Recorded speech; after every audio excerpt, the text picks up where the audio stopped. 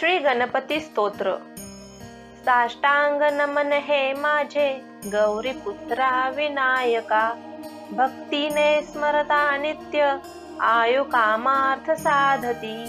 प्रथम नाव वक्रतुंड, दुसरे एकदंत ते, तिसरे कृष्ण पिंगाक्ष, चौथे गज वक्रते, पाचवे श्री लंबोदर, सहावे विकट नावते, सातवे विघ्न राजेंद्र, आठवे धूम्रवर्णते, नववे श्री भालचंद्र, दहावे श्री विनायक, अकरावे गणपती, बारावे श्री गजानन। देवनावे अशी 12, तीन संध्या मने नर, विघ्न भीती नसे त्याला, प्रभो तू सर्व सिद्धी दे।